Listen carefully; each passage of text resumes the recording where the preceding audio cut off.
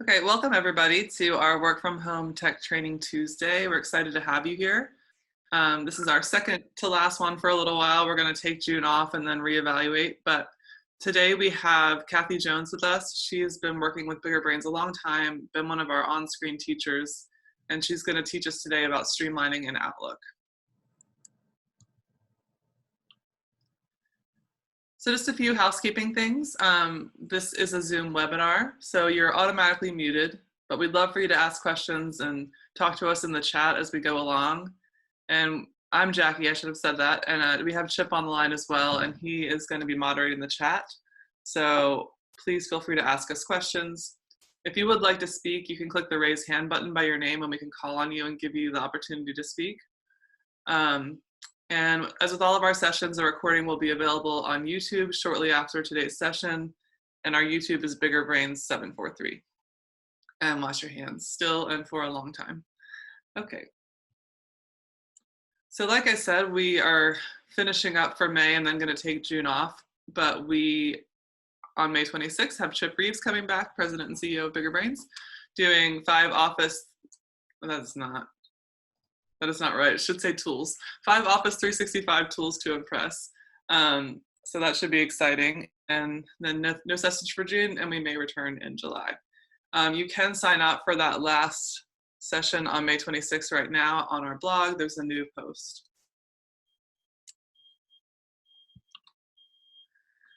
So who are we? We are Bigger Brains. We produce e-learning.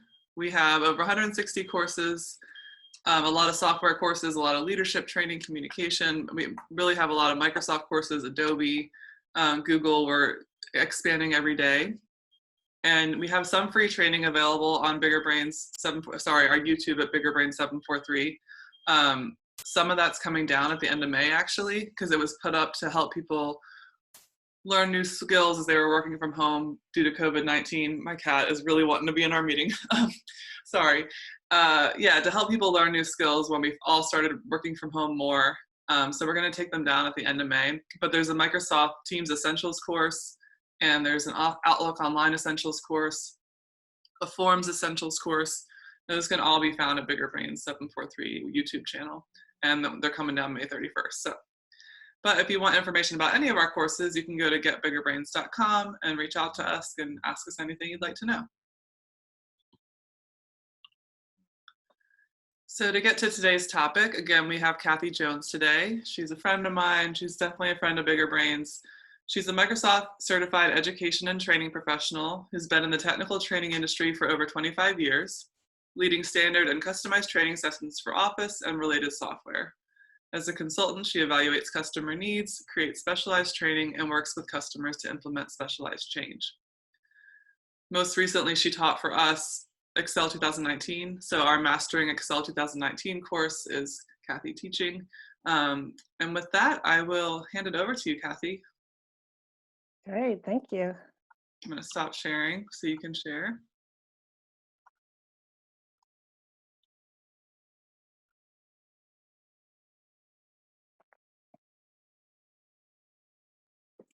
So we're going to be going through basically streamlining Outlook. I know a lot of people have always had tons of email. Everybody complains about how much email they have, but it seems like recently when we, again, don't have a lot of that office interaction, we are seeing so much more of those inboxes piling up. Yes, we have chats and we have Teams and other tools, but a lot of people still the go-to is email. So like, how do we manage it? How do we keep this cleaned up and take care of things? And there's just so many great tricks that are here in Outlook. So I'm going to go through just a couple here in the online version first.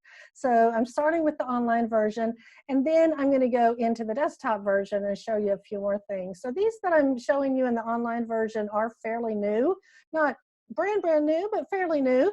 So I have quite a bit of email. I'm logged on as George here at Bigger Brains, actually. So if you happen to see that name, that's me right now. So the first thing I want to mention is a fairly new feature called Sweep. Now, this is similar, and again, there's overlap and a lot of stuff Microsoft does. So it's similar to some of the rules, but it's got some pretty slick elements to it. So I'm just going to select this particular email that I have here from Project Green that I was assigned to. And then up here on my ribbon, the modified ribbon, I'm going to click on sweep. And let's just take a quick look at some of those options. So you'll notice that it'll move all the messages from the inbox. So anything I've gotten from these, and it's really designed for, again, messages where I get a lot of the same ones. And I see this as from stuff, it's not junk, it's not stuff that I don't want. I do deal with that as junk. But this is going to be things like newsletters that I get. I don't know about you, but I get there's some newsletters I get every Wednesday, or notifications, or I travel a lot normally, so I get sales from the airlines, right? I want to see those usually. But I can move all messages from the inbox folder too. And of course, deleted items is the default, but it doesn't have to be deleted, but it would delete them all. That's current messages, right? That's more or less a one-shot deal. Then I can move all messages and any future messages. And again, I could do the same thing with a rule, but that's going to let me set that up here. Incoming messages, future messages, etc. But then here's where I think it gets really interesting. I'm going to keep the latest message and move the rest. So I get this newsletter every Wednesday, and it's interesting. I just don't always get to it. So it may sit in my inbox and I don't have a chance to read it. So I could tell it to keep the latest one and move the rest, or move anything older than 10 days. So if I haven't read that newsletter in 10 days, I'm probably not going to read it anytime soon. I could have it just be deleted, or I could go put it in a folder, right, for the newsletters, and I'll read it when I have a chance. Or again, for those airline sales, those renew every week. So get rid of the old ones and just keep the most recent one. So I love this. You could just go in, set whatever rule you want, send it to the folder, and then it's going to be able to, I'm going to move this one. I'll just move it to the Project Green folder here. So any messages that I had from Project Green would go into that folder. If you go to your settings, when you go to Outlook settings, and just go to your mail settings, you'll see sweep, and you can see an existing rules if you want to go back and edit those. Another tool that I really like is the snooze. So we've all gotten those messages, and it's just like, I can't deal with that right now.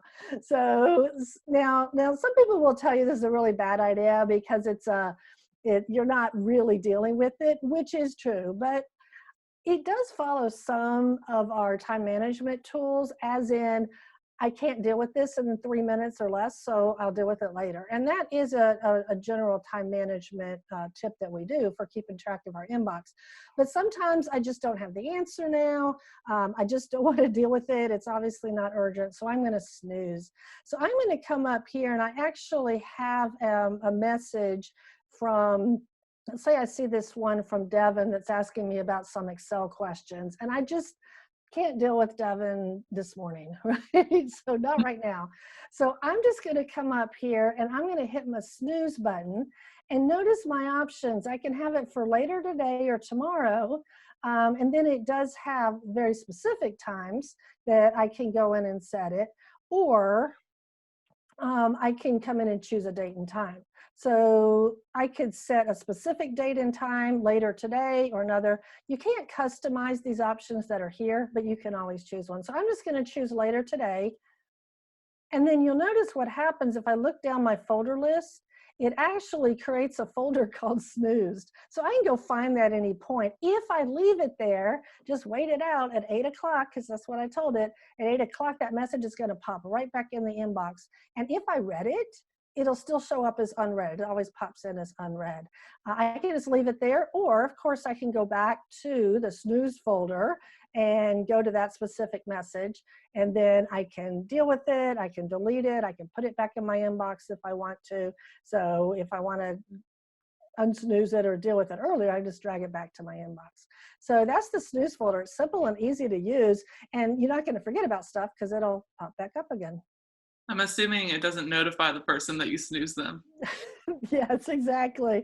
So this is just between me and my Outlook. Nobody else has to know. Exactly right. And the first thing you showed, sweep, that's based on an email address, like always specific to one from address. Exactly right. So that's going to be in this case, if I do one from Flow, and I didn't point that out. Thank you for mentioning. It says for messages from. So you're absolutely right. It's always going to be from a specific email address. Yes, that's exactly it. Cool. Any other questions, guys? Feel free to put them in the chat. Yep. You don't have to be about these tools. We'll try to address anything if we can. anything related to Outlook. And then one more thing that I was going to mention before I move to the desktop version here online is a new feature called Immersive Reader. And a lot of people just look at me like, why would you ever use this? But I have started using it. So let me show you what it is. I'm going to click on a message. This was actually from me to George. I'm in George's email right now. So I just right-clicked on it. Anytime you get this menu, there's multiple ways to get the menu, but you can use Immersive Reader. So once I have the Immersive Reader, what I'm going to do is just click on the play icon. Of course, it makes it easier to. Can you look over these new procedures and let me know if you have any issues? That's it. So one, it's a whole lot easier to read. And two, I get to listen to my email. So in that case, that allows me to actually do one thing and listen to, especially people who are real auditory and they like to listen to stuff, or a longer one that's all those rules and regs I got to be aware of. I can just let Outlook read it to me while I multitask and maybe do something else. So that's Yeah, a nice little. I'm sure people realized what was happening, but it was kind of quiet. So she Oh, had I'm to say, sorry. no, You it's couldn't hear that? okay. I Okay. just think because it's on your end, it's not going through the system, the sound. But she was Okay. playing the email and it was talking out loud to her. So yeah, would you ever use that in the car? I haven't tried it, but I don't see why not. Yeah. I guess it'd have to be from really my long. little from my little Outlook app. Yeah. Yeah. There we go. Sure, same idea. And in the desktop version, it's called read aloud. So they use a different term. It's a little different, but the Immersive Reader both makes it larger so I can read it, and then is actually playing it to me. Let me read it. Yep. Yep. Yeah, what's interesting is in the mobile app, now whenever it detects headphones plugged in, if you have the mobile version of Outlook, it immediately offers to start playing your emails audio-wise. So when I get in my car and it detects the Bluetooth speakers, it immediately comes up and says, do you want to play your emails? Which, you know, if I played my inbox, it'd have to be a really long car trip to play all of those. But and I haven't used it yet, but I'm fascinated that it's available. Nice. I guess I haven't actually pulled up Outlook, my mobile app, in my car to try that. So I'll have to try You're a that. safer Yeah. driver than me. Apparently. Yes, exactly.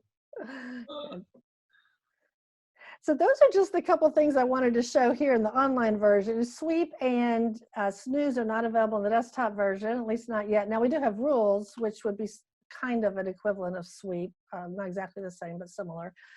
You can set up similar functions. Any questions, anything else here in the online version before I swap over? No questions yet in the chat, but if anybody does have any Okay. questions, feel free to post them in the chat or post them in the Q&A. Yeah, and we can come back to those if we have any. So I also have my desktop version open, and I'm going to be using this for the next couple sections here. And again, I just really want to focus on cleaning up that inbox. So if you look through this email here that George has, you notice that there's quite a few with this topic of keys being lost. And I don't know about you, but one of my pet peeves is when I get on this thread and everybody keeps hitting reply all to the entire organization, right? So you get there, and I don't even work in that building. This has nothing to do with me, and I don't care about the fridge in the break room, right? But you keep getting all of these emails. So there's a great little tool called Ignore. So the way this works is I can click on any email in that conversation. It doesn't matter which one. I can just click on that. And then it's on the ribbon on the home tab. It's in the delete group. And it's the first one up here in the list that says ignore conversation. Now, if you read the little tooltip, it says move current and future messages. Yay, I don't have to see anymore. So it's going to take this message, all the ones associated with it, and all future ones that come in on this topic. In other words, in this conversation. It has nothing to do with, right now I'm on Devin, right? So it has nothing to do with Devin. It has nothing to do with this specific topic necessarily, but it has to do with this conversation. It's like, I'm done. I don't need to see it. This has nothing to do with me. So all I'm going to do is come up here, and I'm just going to choose ignore conversation. And the first time you do this, it verifies that, hey, are you sure you know what you're doing? And I'm just going to ignore conversation. And you see all those emails just poof, disappear. And I don't have to worry about anybody's keys in this example. Yes, I love that. Now, again, don't worry about losing future messages from that sender, or even if somebody sent out a whole brand new conversation next week about keys, you would see it. It's that one conversation in this case. However, let's talk about cleaning up conversations. That's another little favorite tool of mine. I probably use this multiple times a day for sure, absolutely, at least once a day, but sometimes multiple times a day.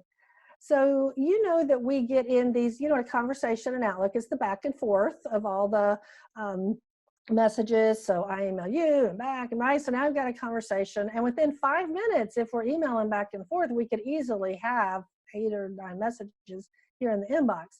So I don't know about you, but what I tend to do is then I'm looking for the latest one, and I'm scrolling up to the top, and which one? Nope, that's not the most recent one. Then I'm looking for the most recent one, and then I've got to go back and delete all the old ones, right? So no. Let's use our tools. So right here in this one that says new procedures, there's actually several back and forth messages between me and George. So what I'm going to do is I'm going to use the cleanup conversation. Now, I'll tell you, if you've never used this before and you have a lot of stuff in your inbox, you will just watch your inbox just shrink like this. I mean, it's just amazing. I just love seeing all those messages just disappear in my inbox. Makes me very happy. So I'm going to come here and go to clean up. And you notice I can do that with the one conversation I have selected, or I can do the entire folder, which in this example is my inbox. That's what I do multiple times a day. So I'm going to come in here, click any message in that conversation between George and Kathy. And I'm going to come up here to clean up, and I'll just do conversation. And it says all redundant messages will be moved to deleted items. Now I can go to settings and take a look and see what it's going to do. That's going to open up my message settings here, and it's going to tell you with conversation cleanup what that does. It won't move unread messages. You can check that off, right? So you check now, by default it will, but you notice it's unchecked. But you can check that if you don't want unread messages. Anything you've categorized or flagged, you can tell it to leave it, although like flagged messages will show up elsewhere, so you're fine. You can also do the subfolders as well, right? And you can change what folder it goes to. By default, they are deleted. But here's the great part. When I clean up, you know what happens, right? The most recent message has the entire conversation. So that's what Outlook is looking for. So it's going to find the most recent message. The entire conversation will be in there. So I'm going to go ahead and do cleanup.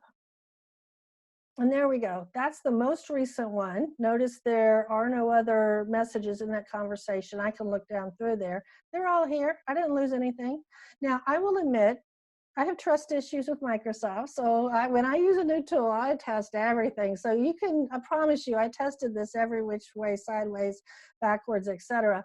There's a couple ones it wouldn't delete, because sometimes I think it's going to delete one and it doesn't. So the ones it won't delete, for example, if one of those had an attachment, and of course in Outlook now, especially Office 365, we're not attaching files as much as we used to, we're sharing them. But if you had an attachment in there, as you know, in that conversation, the attachment is not on every message. So whatever message had the attachment, you will still have in the inbox. I promise, it won't delete that one. And if a message somehow got out of sequence so that it's not in this thread, it won't get deleted. And I've tested that too. So I've learned to trust it. And like I said, I just love watching my inbox shrink every time I use it. If you've never used this tool before, I would recommend that you go in and clean up your inbox this way. You may also consider your subfolders, and it'll look through all your folders, including sent items and everything else. And that is a really quick way. And that's going to be a one-time deal, because hopefully you're not filing things that are repeated moving forward. But it's a quick way to really clean up your inbox fast. And that's only available on the desktop version? Mm-hmm. Yep. Wow. That's like a big perk of trying to use the desktop version, or it would be for me, because it makes so much sense to me that we have repeated information. And especially because you say you trust it. If you trust it, I trust it. That was my first question, like, okay, what's it really looking for, and how do I know I'm not going to lose anything? Right. But that's really helpful. I have never lost a message that I knew was there and all of a sudden it disappeared using this feature. Like I said, what the opposite usually happens. I'm like, there's still two in that conversation hanging out in the inbox. Why are they there? And then I'll go look, and somehow again they were out of order, or it had an attachment or something like that. So Outlook didn't delete it if it wasn't included in this thread. Chip, So do you it's pretty sweep? slick. Chip, do you sweep? I don't, well, I don't, because Sweep is only on the online version of Outlook, and I always use I'm sorry, cleanup. I meant cleanup. I don't use Cleanup because I have trust issues, and I prefer to clean up my own mess. But I do understand the benefit, and if I were more of a trusting person, I would definitely use it. I was just curious. I know you have a big inbox.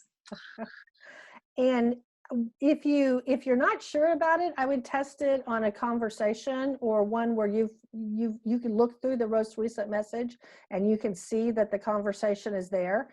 And so, instead of then manually looking for the others, just try it on just a conversation. So if you're not ready to do it on the whole folder, that's okay. At least you can do it on individual conversations, and that's a lot easier to verify that it's there. But like I said, I will easily do this often multiple times a day to just keep that inbox a little bit cleaner so I know what I need to focus on. There are some other ways that we can help us focus on what we need to see and what we don't. Another one of my favorites that I find that a lot of people aren't familiar with is what's called conditional formatting. Now, we have a feature called conditional formatting in other tools, and it's very similar because it basically means it formats things based on whatever conditions we put in.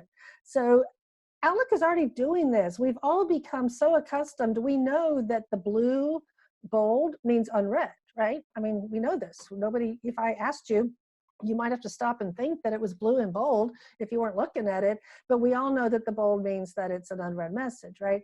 I think there are a couple in here somewhere. Yes, you notice the red? Red means expired. If somebody put, or that it's, that it's expired or has a flag that's out of date, past due, etc. Past due, sorry, is the word I'm looking for. So this was obviously due a while back. If it didn't get marked or if the flag didn't get cleared, it turns red. There is an expired one that draws a line through it. I'll show you that in a minute. So it's already built in, but you can do your own. So here's what I'm going to do. This is actually on the View tab. I'm going to go to View. And what we do is we go to View Settings. And then Conditional Formatting is just hanging out right here in that list. So I'm going to go to Conditional Formatting. And these are the ones I mentioned that are already built in. There's the unread, right? Blue and bold. The expired draws a line through it. The overdue turns red, right? If it had a flag on it when it was due. So these are ones that are there. You notice you can't delete those. What I'm going to do is I'm going to add one. And it just adds one called Untitled. So I'm just going to come here, and George has been assigned to the green project. So I'm just going to call this Project Green. An extra G. Extra. I knew you would want to know that. There we go. Thank you. You knew that would drive me crazy if I found out later. Yes, thank you. Yes, he knows me. So I'm going to go to Font. And then I just choose what I want it to look like. Now, I'm sorry if this is way too predictable, but it just makes sense. If it's Project Green, I'm going to turn it green. Now, I'm going to recommend that you not use black because most of them are already black, and that you don't use blue because they're blue. The red is the past due. If you want to use that for other things, if you're not really using past due, you could use that. I recommend try and pick colors that are not already in play. So I'm going to pick green. You notice I can change the font, the style, make it bold, make it bigger, bigger, love that, smaller, etc. Now that's not enough. Don't stop here. I have to actually set a condition. So I'm going to go to condition, and this one I'm just going to search for the word. So I can search for the word green if I think that's the only time that it's going to show up, or I could say Project Green. And you can tell it, is it just the subject or subject and message? And I'm going to choose both. So if that term shows up, project or green, then I'm going to just change the color. And that's it. That's all I have to do here. Notice you can do from. So if you have messages from your boss that you want to look different, so I can change all the messages from Chip and make them purple so they stand out so I see them right away when he sends one, whatever you want to do. So I'm just going to choose OK. I've set the font, I've set my condition. Okay, just keep backing out of here. And that's it. It's just done. So all of these messages that have turned green now have something to do with that Project Green team, you'll notice. So when I was added to the team, when it sends me information about that team, it's just conditional formatting. So that's just a visual pop, right? It doesn't move it. It doesn't even categorize it or anything like that. It's just a visual pop to make it stand out. So if you like colors, and I know that works for some people more than others, but if you like colors and if that helps, and that's it, that's all you have to do. And you can do multiples. If I wanted to do another one, I could go to View Settings, Conditional Formatting. I'm going to add one more. We have some messages from BrainBot in here, so I'm going to name it BrainBot. And I'm going to turn these maybe a fuchsia color so you can easily see them. And the condition here is going to be from. And I don't even have to put in the entire email. All I have to do, I just put in the name there. I'm going to choose OK, just going to back out of here. And when I come down to all these messages that came from our BrainBot, you'll see that they turned purple. So there you go. That's how conditional formatting works. If you don't want it anymore, just go back to View Settings, go to Conditional Formatting, and just delete it. So as soon as I take it back out of the view, then it's no longer part of that view. Or you can uncheck it so you keep it, but you're not actually using it. So let's turn it off for a while. Okay, this turns it on and off, or delete it, keep it, whatever you want to do. So that's how conditional formatting works. Does anybody have any questions on this? I like that you can turn them off and on because, I mean, I don't use Outlook desktop right now. Mm-hmm. Of course, every time I see it, I'm like, oh, I should be using these things. But that's mostly because I'm a Mac person and I just can't get my head around it. But yeah, I can see how helpful it would be, like, because you could just skip over those BrainBot emails. Like if you were, if you had important things to look at and needed to find certain emails, you could just be like, okay, I know that whole set is just like not what I need to look at right now. Right. And then you could turn it on and off, like, because if it gets a little overwhelming and you don't need it right now. Anyway, I think it's cool. Yeah. And again, a lot of people are used to organize, color coding, lots of other things in our lives, right? So this is yet another thing that it's just a quick and easy color code. So it works for you.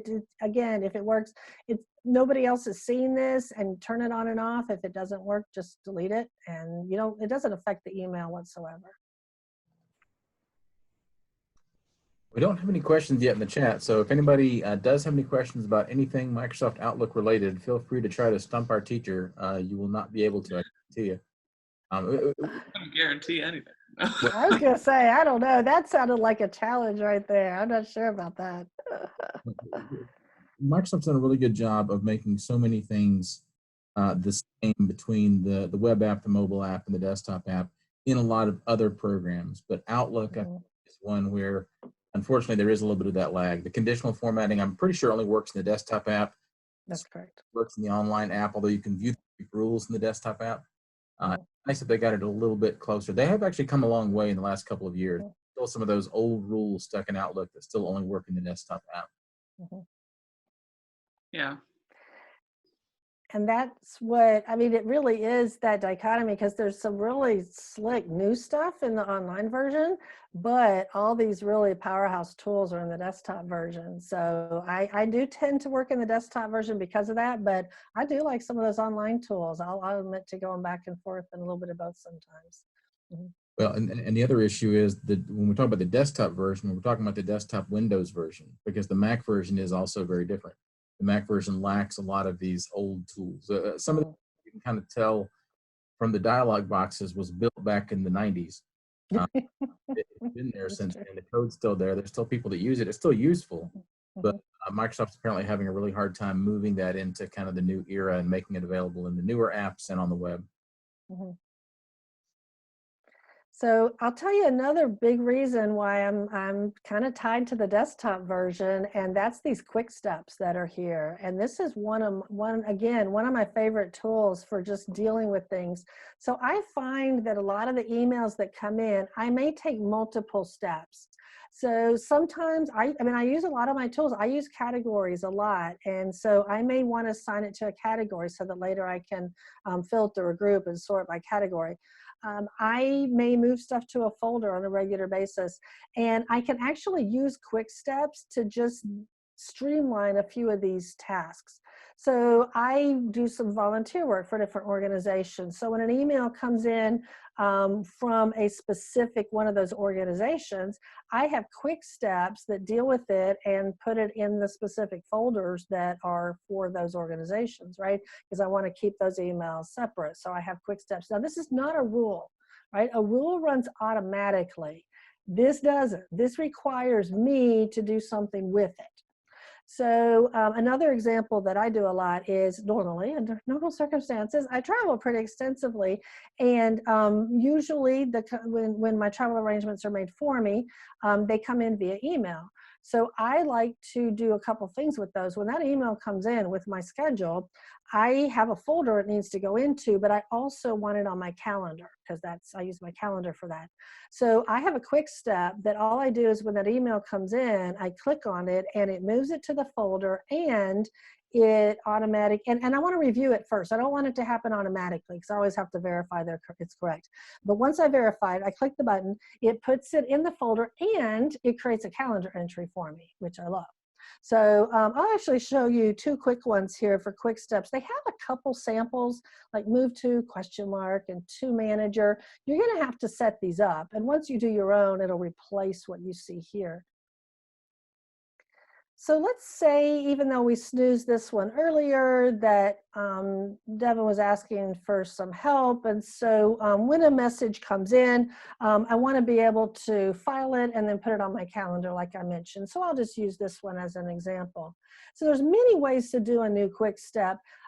It's hard to see here because my screen's a little compressed, but there is a create new one here. I could use that.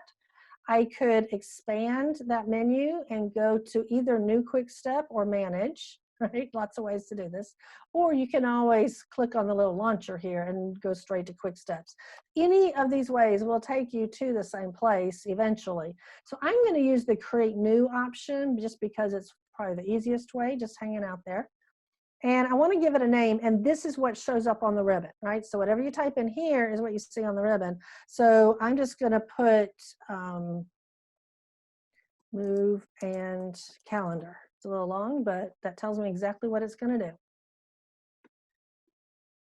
So I'm going to tell it, look at some of the things I can do. Filing, right? Move or copy to a folder or delete it or permanently delete it. I can change the status. So if you have a message that you want to set the importance for yourself, right? Remember, it's already here, but I can click on it and have it change the importance quickly and easily. You can put it in a category. You can flag it if you use flags. Those are great tools. Create tasks if you use your to-do list and your tasks. I'm going to do the calendar option is what I mentioned. Now it'll use this email. So I can have this email be the attachment or the text of the message. And I'm just going to do text of message. So I'm going to create appointment with text of message. I'm going to add another action. And this action will also move it to a folder after it creates the appointment. And then I will just have it moved to, let's see, one of these folders that we have here.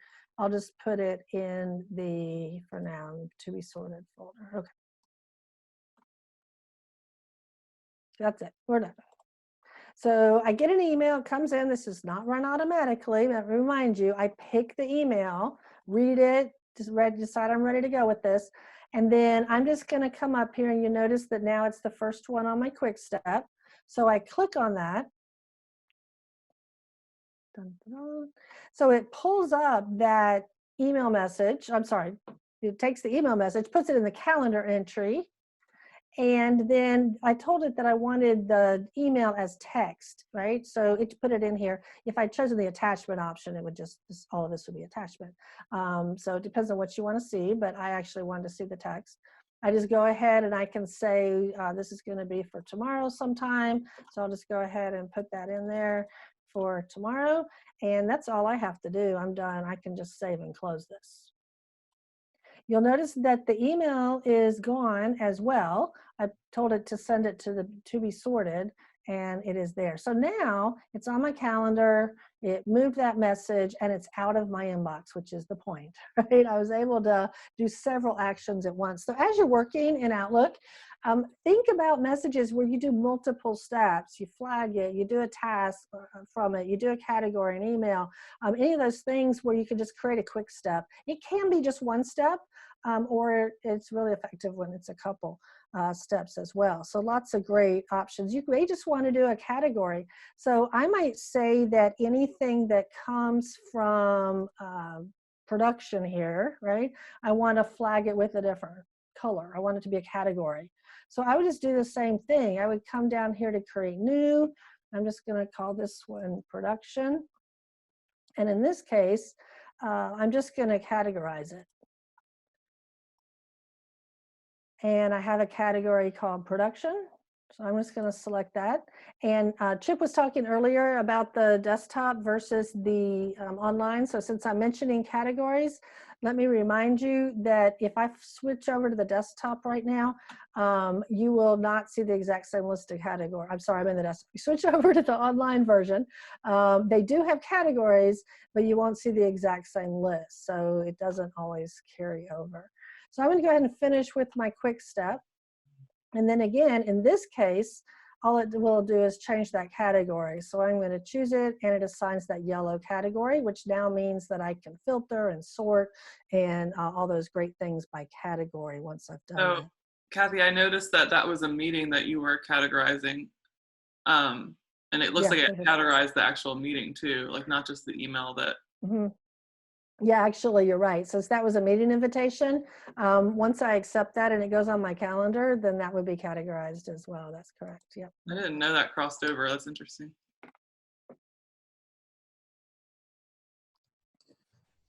So we do have a question. Lester is asking to explain the purge feature, which is rare.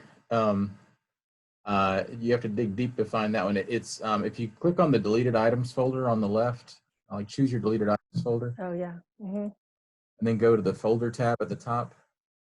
Yeah, or actually, you I think click on. Are you on the web? Or you're on the. I'm on the desktop version. Yeah. Okay. Click on where it says recover deleted items in the cleanup group.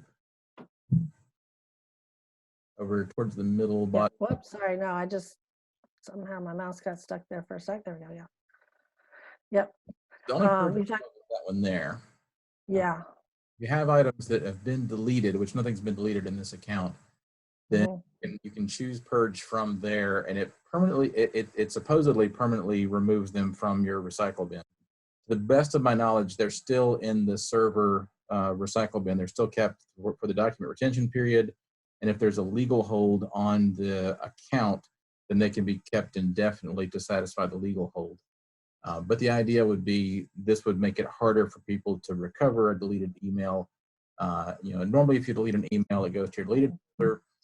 When it leaves the deleted folder, it actually goes to a recycle bin on the server. This is supposedly leaving up from the recycle bin on the server, but I haven't done this very often, but I'm fairly confident that it still can be recovered by your IT administrators for a limited period of time, the document retention period. That's the only purge function I know of. Another one. I wonder if he was trying to stump us. At least one of you knew where it was. I did not. There we go. Yeah, I would have had to. It would have taken me a minute. I've looked at that before, but it has been a while. Yes, thank you, thank you. So, good question, hard question. I know. Good stuff. Good stuff. If anybody else has any questions, feel free to post in the Zoom chat. Right now, that's all the questions we have. Okay. All right. I have a couple more things. I was just going to mention, again, just talking about keeping the inbox cleared out and some automatic processing. So this is a little thing, but if you do a lot of meetings or tracking items or read receipts and that type of thing, then I'm going to recommend that you go to your options, and you can do this in either version. So I'm going to come in here. I'm going to go to my tracking settings. So I'm going to go to mail. I'm going to come down here to tracking. And by default, it automatically processes meeting responses, requests and responses. So you've noticed that when you reply, when you accept a meeting, the email's gone and it puts it on your calendar, right? That's what it does. That's what we want. So if it's not doing that, make sure you come in here and make sure this is turned on. So you don't need the email if it's on your calendar now. But you can also do the same thing with all other tracking. So if you ever do read receipts, if you do voting buttons, anything that requires any kind of tracking in Outlook, then those can pile up pretty quickly, those emails. So you can just come in here and turn on the same thing, update tracking information, and then delete it. So if you use those features, this will clear out a lot of emails pretty quickly. And especially tracking info, you can decide not to keep the emails. If you particularly need them for some reason, then create a folder and just have them go there. So you go look at them all in one place. But remember that if I do a read receipt or a voting button or anything, you just open the original message and there'll be a tracking button on there. So Outlook is processing it. You don't need the emails to see who read it and who didn't, or who opened it, or who voted how. So you can just use the tracking. So that's just another little tool, just a checkbox. But if you use those tools, it'll keep your inbox cleaned out.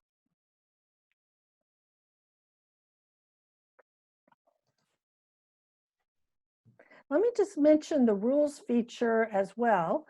So I mentioned rules a couple different times and what that looks like and why we might use it. So sweep is technically a rule that's in the online version, but a rule is going to run every time an email comes into Outlook. Basically when it comes into Exchange, most of them. So I'm going to go, there's a couple different ways to get to your rules. You can have stuff set up automatically, and I can come here, use rules to do that. I can go to the File tab, and I can go down and manage rules and alerts. So there's a couple different ways that you can get there. So I'm going to come in here and just choose Move. I'm going to choose Rules. And I picked a message that was from Kathy Jones. I actually don't want to use that one. That'll give you a jump start if you're going to, but I'm just going to do Create Rule. And it pulls up a short version, and this looks a little bit like, actually, I need to cancel that, sorry. I need to go to Manage Rules and Alerts because I don't want to do one from me. Okay. So I'm going to come up here. That one was defaulting to from Kathy Jones. So we have one rule. I'm going to do a new rule. And you notice that I can move messages that come in. I can flag them. I can display, right? All different things that I can do. So I'm going to start from a blank rule, just so you can see some of the options. So I'm going to start from a blank rule, apply it when a message comes in. And then these are all the things that you can look for. You can have it look for high important messages marked with high importance, right?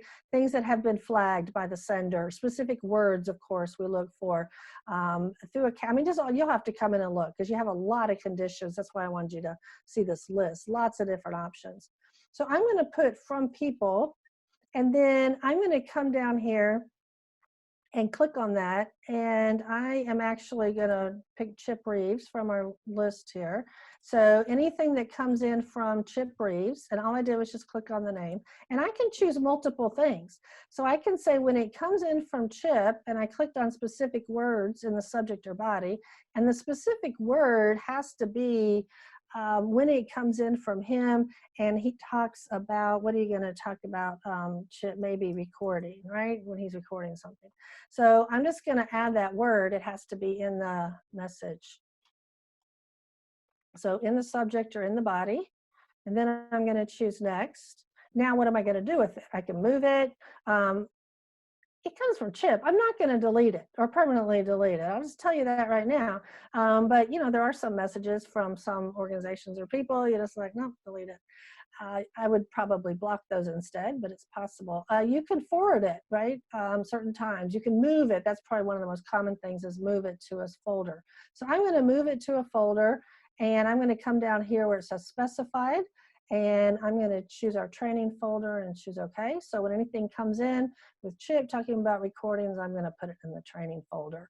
I could also mark it high importance if I wanted to do that, and I can say if it comes in, I'm going to change it to high importance. Just one thing while you're here, Kathy. Note Yeah. you've chosen to move a copy, so it'll keep the original in the original folder, but it'll move. Did I choose that without realizing it? Yes. Move a copy. Thank you. Instead of move. Yes. So let's redo that. Thank you for catching that. So let me just change the folder. Yes, thank you. I don't want to move a copy. I don't keep 2 copies of the same email anywhere. Yes, that's not a great idea. So we did just get a question in the chat about if you can make a copy of an email, but we can come back and answer that in a minute. Okay, all right. Yes, you can copy emails, absolutely. Not sure. Recommend it. Yeah, I mean, from a organizational and a time management and a email management perspective, we usually wouldn't, and a server side management, we generally don't recommend it, but it's possible. Yeah, we can come back to that.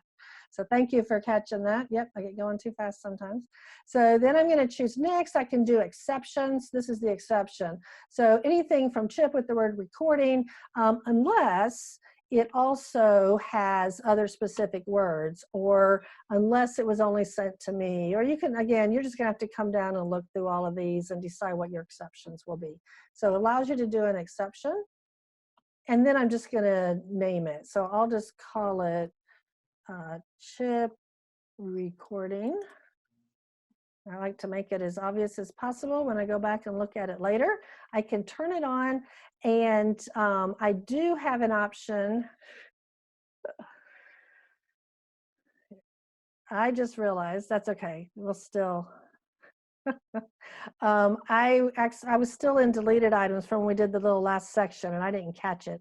So I'm setting this up to run in my deleted items folder. So when I do, yeah, okay.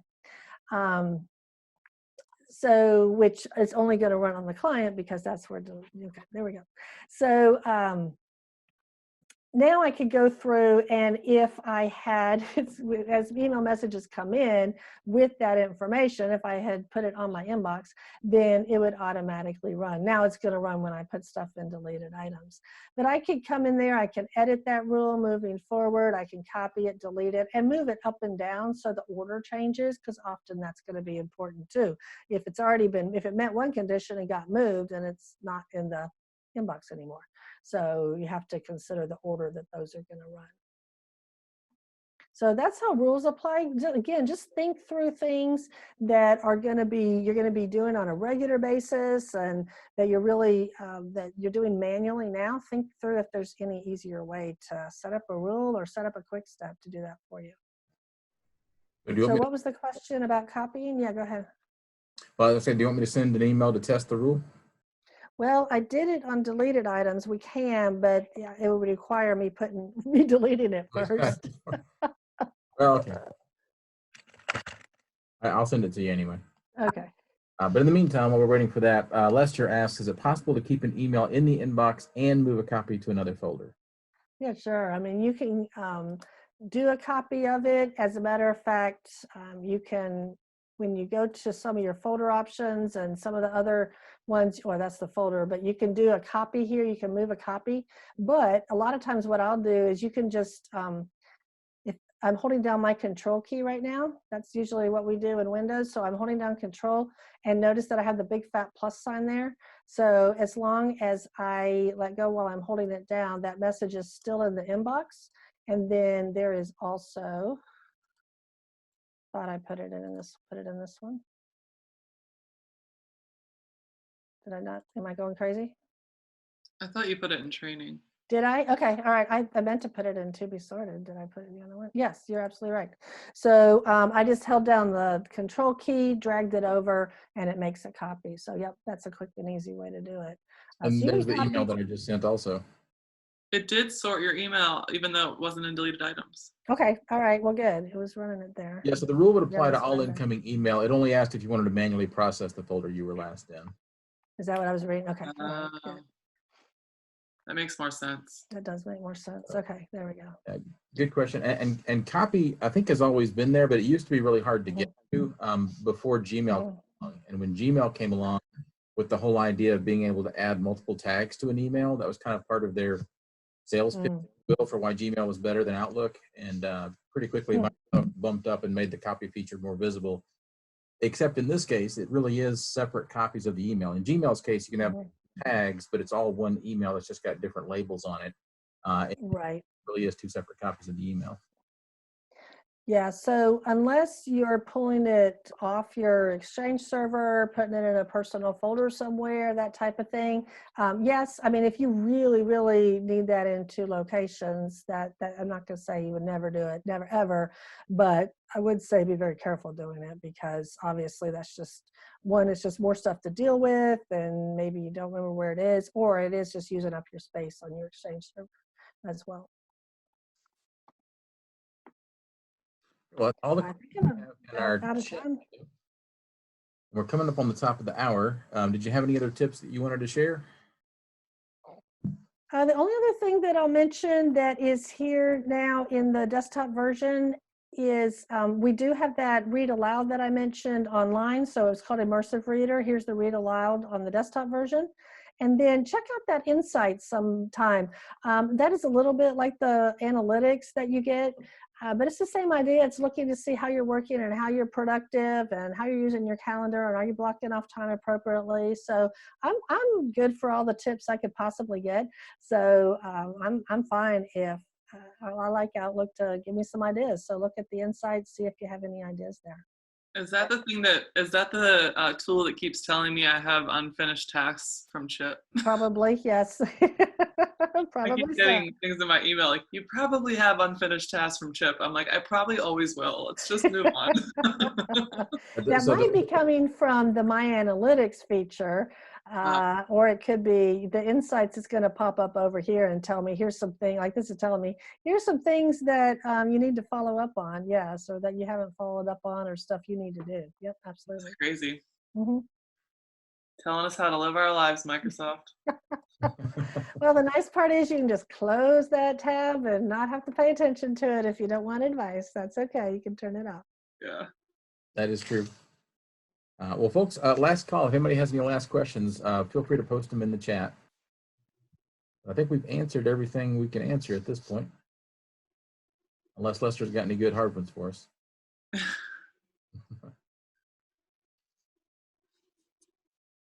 Well, if we don't have more questions, do you want to give it more time, or do you want to switch to wrapping up, Chip? Yeah, no, I think we're good. Why don't you go ahead and do the last slides? Okay. If you could let me share, Kathy. Mm-hmm.